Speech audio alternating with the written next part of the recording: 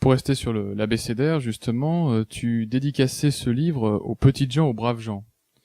Et moi, je voulais savoir si tu rejoignais malgré tout une critique de ces petites gens, comme pouvait le faire un Céline dans Mort à crédit, qui est quand même un livre d'un pauvre sur les pauvres, qui est assez cruel, montrant la vilainie, la bassesse qu'il peut y avoir aussi chez ces gens-là. Est-ce que tu as aussi ce volet critique, on va dire?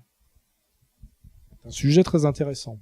D'abord, on voit que l'idéalisation des petites gens vient toujours de la bourgeoisie.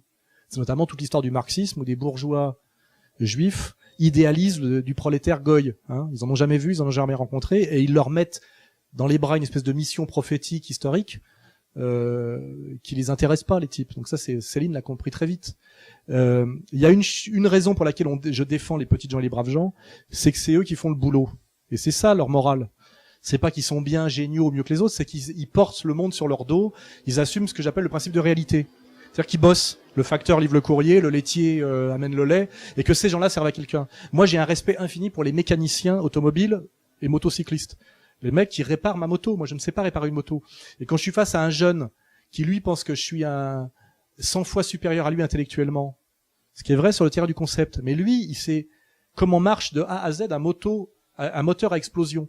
Le génie humain, c'est infiniment complexe de maîtriser la totalité du fonctionnement d'un moteur à explosion. Moi, je comprends en gros comment ça marche, mais je suis pas capable de réparer une moto. Et ce qui veut dire que le mec, intellectuellement, à un moment donné, il me domine totalement. Et pourtant, il ose pas le penser parce qu'il subit toutes les catégories de la domination bourgeoise, quoi, voilà. Et donc, moi, mon respect des petites gens, il est sans doute le même que celui de Céline. C'est que c'est quand même ceux qui meurent à la guerre, ceux qui font le boulot, hein. Voilà. C'est que de toute façon, ils portent le monde sur leur dos, ils en chient et on les paye mal. Donc, respect pour ça. Mais ça veut pas dire qu'ils sont des Christ ou des anges.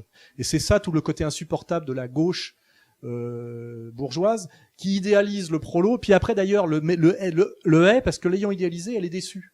C'est toute l'histoire des gauchistes établis en 68 qui ont rêvé de la révolution prolétarienne parce qu'ils voulaient un spectacle où ils voulaient faire chier leur père, où ils voulaient sortir de l'ennui mauriacien de la bourgeoisie. Ils sont allés voir les ouvriers les ont envoyés chier. Parce que les ouvriers avaient d'autres problèmes. Et du coup, après, ils sont passés dans la haine de l'ouvrier. Et cette haine 68arde de l'ouvrier qui vient des connards installés et de la manière dont Jean-Paul Sartre a été reçu, ce qui est très normal quand il est allé à Boulogne-Billancourt.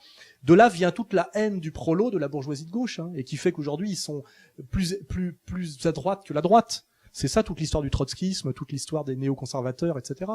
Hein. Et moi, effectivement, c'est là-dessus, je suis très proche de Céline, ce qui est normal. Je suis quelqu'un qui a côtoyé les petites gens toute sa vie, qui les respecte parce que moi, j'ai conscience relativement d'être un parasite. C'est-à-dire que je produis du concept, je produis de la culture, mais je produis pas au sens direct du terme.